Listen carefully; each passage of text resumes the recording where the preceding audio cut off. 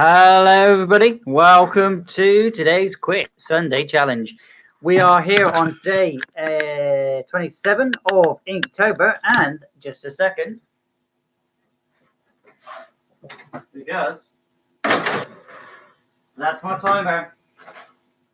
I have 30 minutes to get my drawing done today. I'll give you giving you each split of each day, but we are on day 27. We've done a picture every single day this month of October, but we are on day 27. I've just put the timer on. I've got 30 minutes to get one picture drawn. My challenge today for myself is a picture in 30 minutes. So the timer is gone. The timer is going. Let's get drawing, I think. Yeah. So yeah, let's get that playlist in the background. Again, guys, my name's Blut084. BLUT084. Art and games. We've got some of that in the background. I'm going to get a counter and going to go from now. We've got 1 minute in already. Today's word is coat, and I thought to myself, let's do Red Riding Hood, or Little Red Riding Hood for 30 minutes. Jack the Giant Killer. In the reign of the King Arthur, there lived near the Land's End of England, in the county of Cornwall, a worthy farmer who had an only son named Jack. Jack was a boy of a bold temper. He took pleasure in hearing or reading stories of wizards and conjurers, giants and fairies, and used to listen eagerly while his father talked of the great deeds of the brave knights of King Arthur's Round Table. When Jack was sent to take care of the sheep and oxen in the fields, he used to amuse himself with planning battles, sieges, and the means to conquer or surprise a foe. He was above the common sports of children, but hardly anyone could equal him at wrestling, or, if he met with a match for himself in strength, his skill and address always made him the victor. In those days there lived on St. Michael's Mount of Cornwall, which rises out of the sea at some distance from the mainland, a huge giant. He was 18 feet high and 3 yards round, and his fierce and savage looks were the terror of all his neighbors. He dwelt in a gloomy cavern on the very top of the mountain, and used to wade over to the mainland in search of his prey. When he came near, the people left their houses, and after he glutted his appetite upon their cattle, he would throw half a dozen oxen upon his back and tie 3 to So 30-minute challenge. We're in 3 minutes already. So march back to his own. Today's word is coat. I said if you guys want to check out any of the other drawings that I haven't had time to show you today, you can check them out in playlists. He therefore took a horn, a shovel, a pickaxe, and a dark lantern, and early on a long winter But no reference today. Literally just going to draw Little Red Riding Hood. Once, and before morning, he had dug a pit 22 feet deep and almost as many broad. He covered it over with sticks and straw, and strewed some of the earth over them to make it look just like solid ground. He then put his horn to his mouth and blew such a loud and long tantivy that the giant awoke and came towards Jack, roaring like thunder. "You saucy villain, you shall pay dearly for breaking my rest. I will broil you for my breakfast." He had scarcely spoken these words when he came advancing one step further, but then he tumbled headlong into the pit, and his fall shook the very mountain. "Ho, ho, Mr. Giant," said Jack, looking into the pit. "Have you found your way so soon to the bottom? How is your appetite now? Will nothing serve you for breakfast this cold morning but to broiling poor Jack?" The giant now tried to rise, but Jack struck him a blow on the crown of his head with his pickaxe, which killed him at once. Jack then made haste back to rejoice his friends with the news of the giant's death. When the justices of Cornwall heard of this valiant action, they sent for Jack, and declared that he should always be called Jack the Giant Killer. And they also gave him a sword and belt, upon which was written in letters of gold, "This is the valiant Cornishman who slew the giant Cormoran." Cornishman. The news of Jack's exploits soon spread over the western parts of England, and another giant called. It's funny how a lot of stories vowed from to myth and legend come Jack from Cornwall, guys. It should ever be his fortune to get him into his power. The giant kept an enchanted castle. Does it look like a little Red Riding Hood to you? About 4 There's months one. after So the death of let's Conran, as Jack was taking a put something journey else in this into drawing because I Wales, got another this wood, 25 minutes as he was to go. very weary, he sat down to rest by the side of Well, we've got to have that wolf in there, haven't we? So, should we have... deep sleep. The giant came We'll have a tree here. for water just at this time and found Jack there. And as the lines on Jack's belt showed who he was, the giant lifted him up and laid him gently upon his shoulder to carry him to his castle. But as he passed through the thicket, the rustling of the leaves waked Jack, and he was sadly afraid when he found himself in the clutches of Blunderbore. Yet this was nothing to his fright soon after, for when they reached the castle he beheld the floor covered all over with the skulls and bones of men and women. The giant took him into a large room where lay the hearts and limbs of people who had been lately killed, and he told Jack with a horrid grin that men's hearts eaten with pepper and vinegar were his nicest food, and also that he thought he should make a dainty meal on his heart. When he had said this, he locked Jack up in that room while he went to fetch another giant who lived in the same wood to enjoy a dinner off Jack's flesh with him. While he was away, tasty. Jack heard dreadful shrieks, groans, and cries from many parts of the castle, and soon after he heard a Okay, so we got a tree. repeat these lines. You couldn't see any of that, but there you go. You got a tree now. I'm going to put the wolf behind the tree. So put the wolf here. I think I've got the wolf with a bonnet on, actually. A horrid, cruel monster who, before he kills, will torture you. O valiant stranger, haste away, or you'll become these giants' prey. This warning was so Alright, shocking it's still to poor cooking. Jack that he was ready to go mad. He ran to the window and saw the two giants coming along arm in arm. This window was right over the gate of the castle. Now, thought Jack, either my death or freedom is at hand. There were two strong cords in the room. Jack made a large noose with a slip. Okay, so let's put the wolf both these, and as the giants were coming through the gate, he threw the ropes over their heads. He then made the other ends fast to a beam in the ceiling and pulled with all his might, till he had almost strangled them. When he saw that they were both black in the face and had not the least strength left, he drew his sword and slid down the ropes. He then killed the giants and thus saved himself from a cruel death. Jack next took a great bunch of keys from the pocket of Blunderbore and went into the castle again. He made a strict search through all the rooms, and in them found 3 ladies tied up by the hair of their heads and almost starved to death. They told him that their husbands had been killed by the giants, who had condemned them to be starved to death because they would not eat the flesh of their own dead husbands. Ladies, said Jack, I have put an end to the monster and his wicked brother, and I give you this castle and all the riches it contains, to make you some amends for the dreadful pains you have felt. He then very politely gave them the keys of the castle and went further on his journey to Wales. As Jack had not taken any of the giant's riches for himself and had very little money of his own, he thought it best to travel as fast as he could. At length he lost his way, and when night came on, he was in a lonely valley between 2 lofty mountains. There he walked about for some hours without seeing any dwelling place, so he thought himself very lucky at last to find a large and handsome house.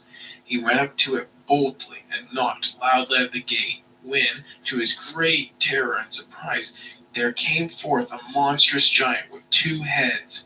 He spoke to Jack very civilly, for he was a Welsh giant, and all the mischief he did was by private and secret malice, under the show of friendship and kindness. Jack told him that he was a traveler who had lost his way, on which the huge monster made him welcome, and led him into a room where there was a good bed on which to pass. Red Riding Hood. Let's put a little owl here, shall we? But though he was so weary, but we're not going to put a full owl. Soon after this, let's put the hooting eyes of an owl. Next room and saying to himself, though here you lodge with me this night, you shall not see the morning light. My club shall dash your brains out quite. Say you so? Thought Jack.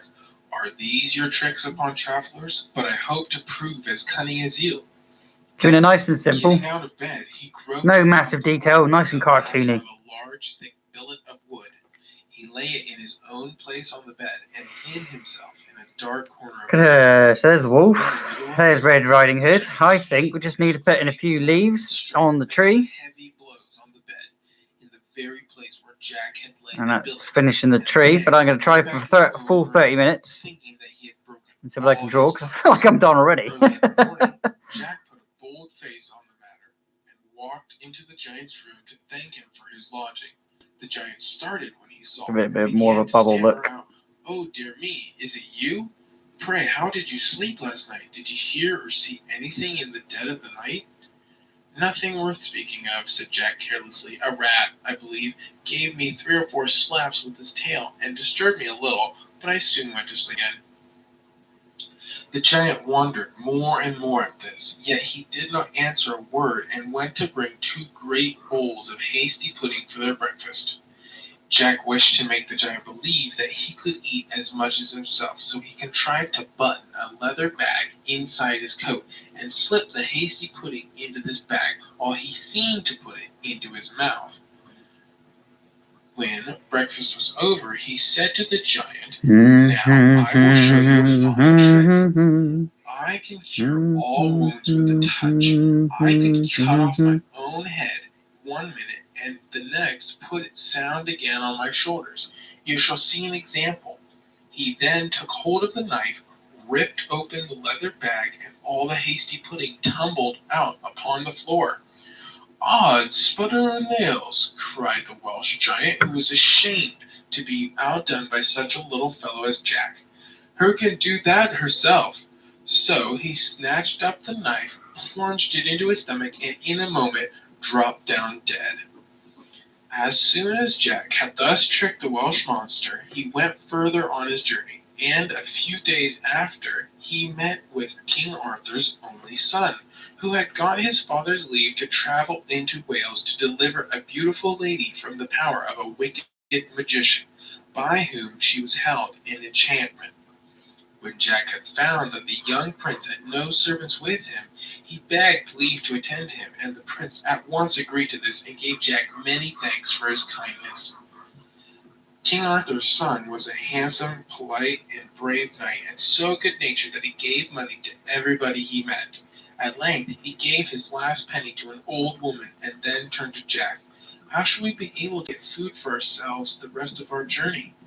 "Leave that to me, sir," replied Jack. "I will provide for my prince."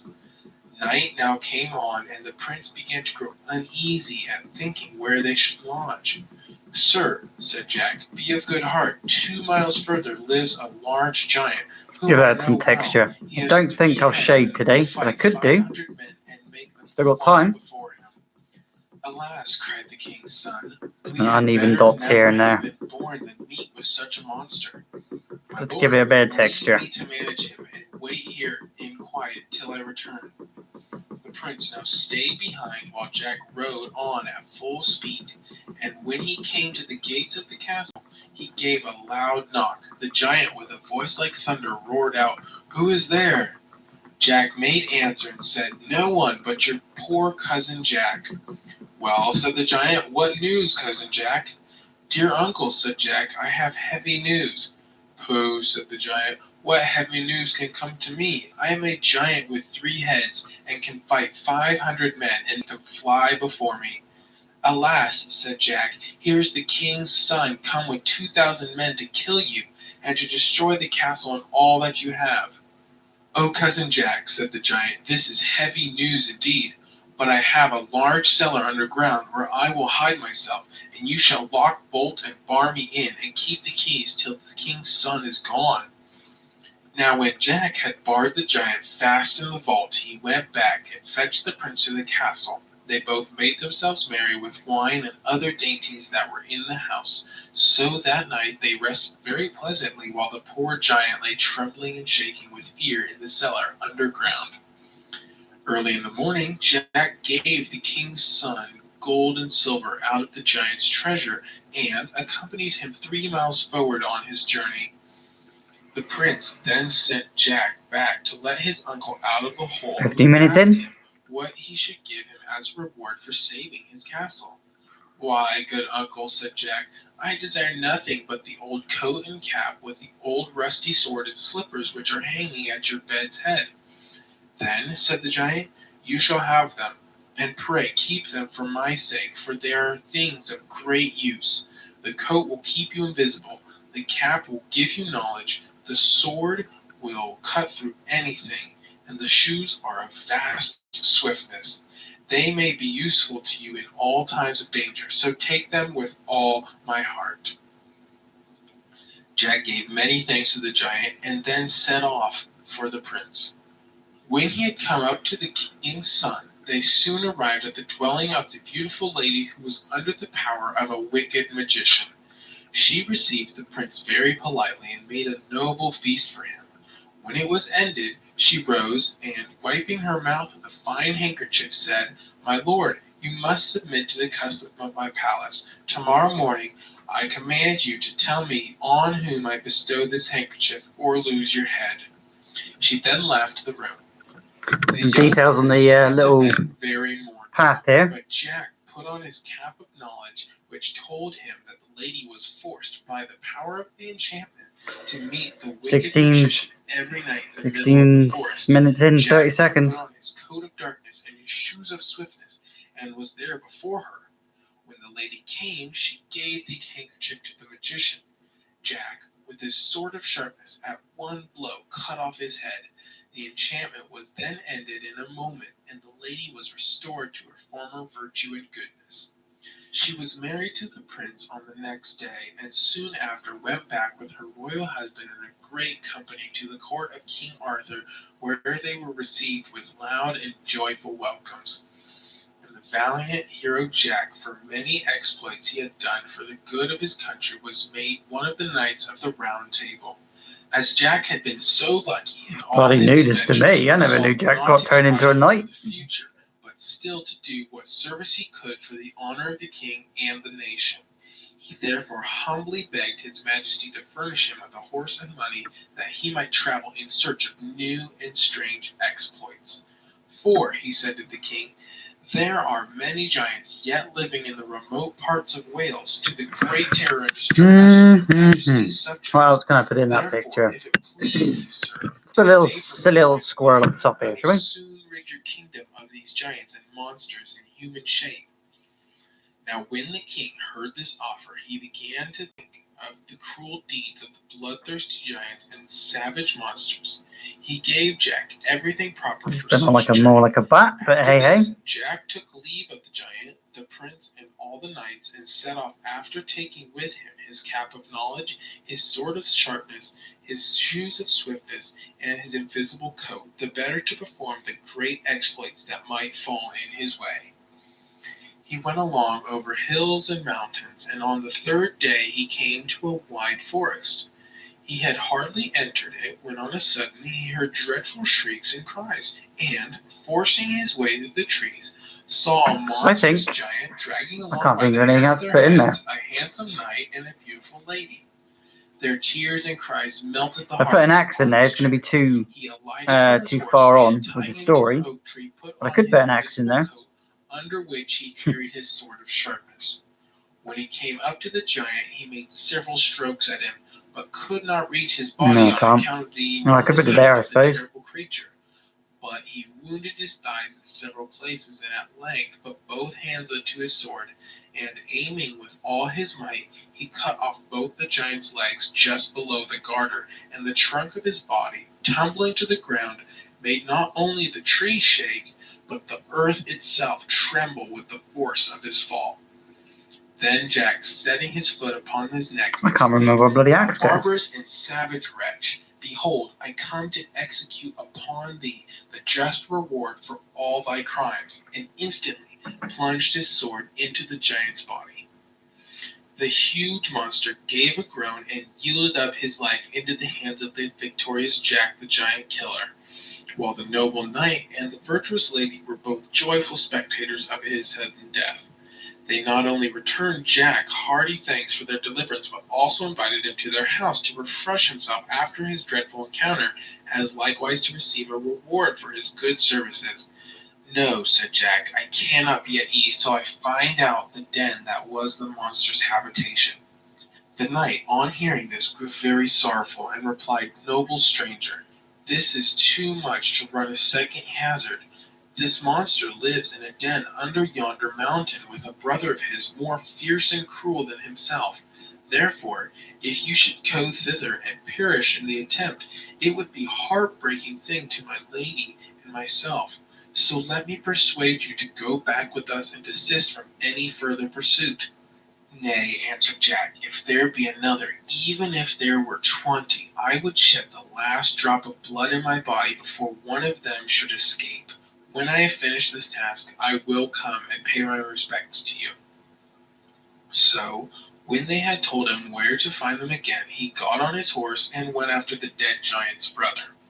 Jack had not ridden 1.5 miles before he came in sight of the mouth of the cavern, and nigh the entrance of it he saw the other giant sitting on a huge block of timber, with a knotted iron club lying at his side, waiting for his brother. His eyes looked like flames of fire. What else could I fit in there for the last 10 And minutes? his cheeks were like 2 flitches of bacon. The bristles of his beard seemed to be thick rods of iron wire, and his long locks of hair hung down upon his broad shoulders like curling snakes. Jack got down from his horse and turned him into the thicket. Then he put on his coat of darkness and drew a little nearer to behold this figure, and said softly, "O monster, are you there? It will not be long before I take you fast by the beard."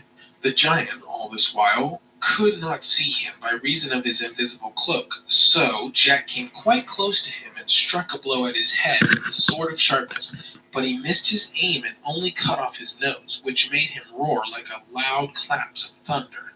He rolled his glaring eyes round on every side, but could not see who had given him the blow. Just colour in the darker So areas, he I took think. up his iron club and began to lay about him like one who was mad with pain. We're definitely gonna have to put some red on "Nay," that said Jack, "if this be the case, I will kill that coat there. So that's just to show it's Red Riding Hood. I mean, you can obviously kind of see it is, or hopefully you can.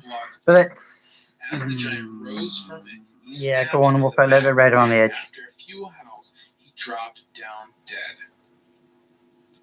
Jack cut off his head and sent it with the head of his brother to King Arthur by a wagon which he had hired for that purpose.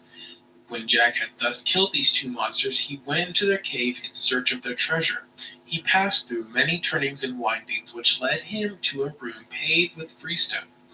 At the end of it was a boiling cauldron, and on the right hand stood a large table where the giants used to dine. He then came to a window that was secured with iron bars, through which he saw a number of wretched captives who cried out when they saw Jack. "Alas, alas, young man, you are come to be one among us in this horrid den." "I hope," said Jack, "you will not stay here long, but pray tell me what is the meaning of your being here at all?"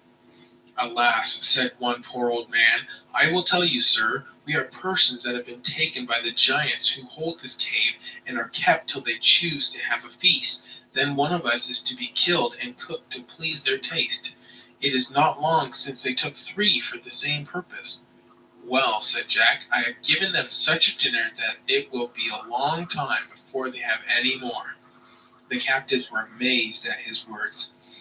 "You may believe me," said Jack, "for I have killed them both with the edge of this sword, and have sent their large heads to the court of King Arthur as marks of my great success." To show that what he said was true, he unlocked the gate and set the captives free. He then led them to the great room, placed them around the table, and placed before them 2 quarters of beef with bread and wine, upon which they feasted their fill.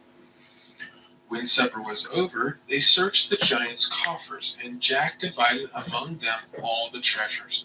The next morning, they Oh, set yeah, off I shouldn't have coloured that to in. Jack to the knight's house, whom he I don't know. had Looks alright. not long It's gonna get coloured eventually. He But was received with the greatest joy by the it's thankful 25 minutes in. who, Can I say anything else before I really have to completely stop? Like I said, I don't want to put colour in. I only wanted that to be like showing up as Red Riding Hood. And we've got, yeah, not much time on my timer. As a mark of respect, a fine ring on which was engraved the picture of the giant dragging the knight and the lady by the hair. With the I was going to cut it with the.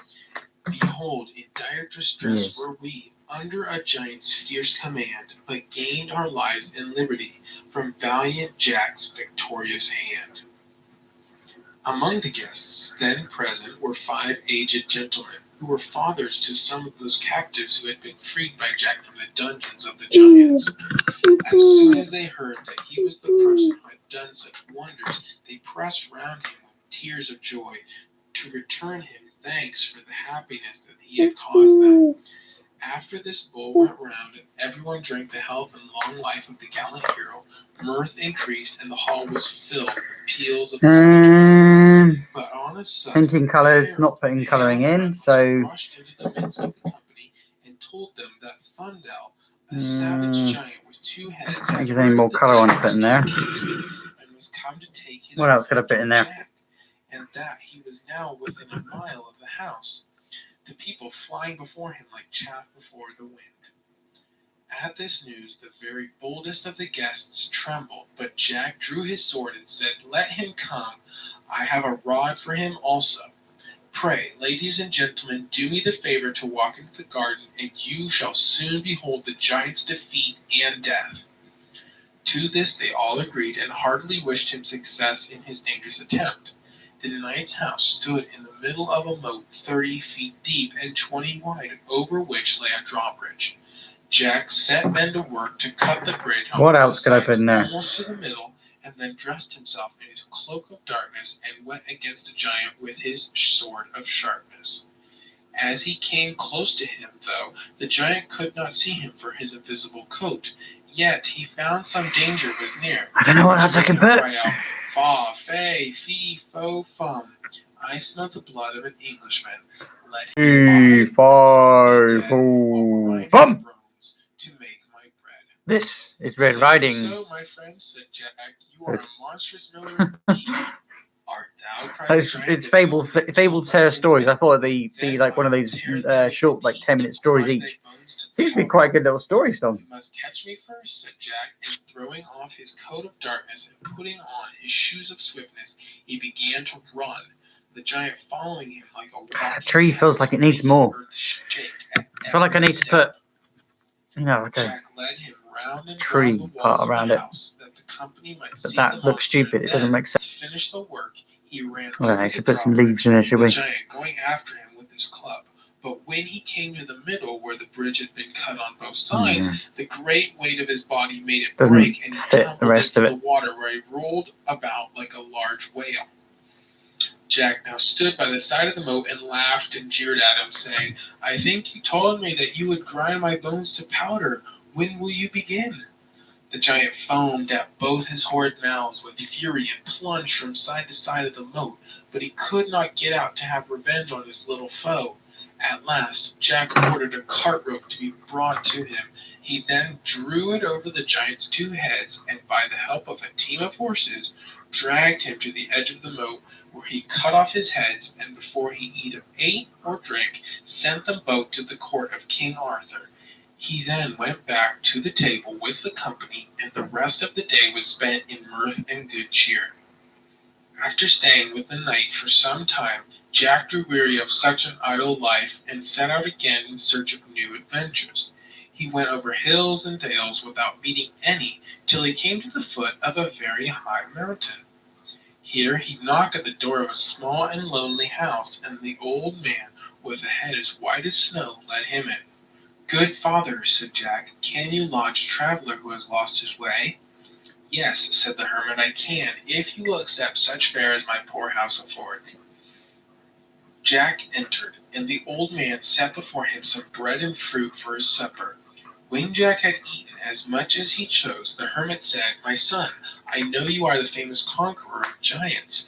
Now, at the bottom of this mountain is an enchanted castle, who is kept by a giant named Galligantus, who, by the help of a vile magician, gets many knights into his castle where he changes them into the shapes of beasts. I think the only choice I can do is put a little bit shit. Oh no, we are at 29, 55, 6, 7, 8, 9. There we go. That's 30 minutes. I am done. We've done a drawing in 30 minutes, guys. Like I said, I don't want to do a huge amount of detail, but if you have enjoyed today's drawing and enjoyed today's stream and enjoys the playlist in the background, there'll be a link down below at some point, probably on Monday, guys. So don't forget to tune back, and check out all the other drawings from Inktober. If you guys were following yet the Open Heart Challenge, then definitely go and check those drawings out. Otherwise, I'll see you tomorrow for another drawing from Inktober and another drawing by me, Blut084. BLUT084. Art and games. My dinner is roughly done, but that's 30 minutes on the clock. So I'll say thanks for watching. Click the links that will appear. And bye for now. If you go down in the woods today, do do do do do do do do do do do do do.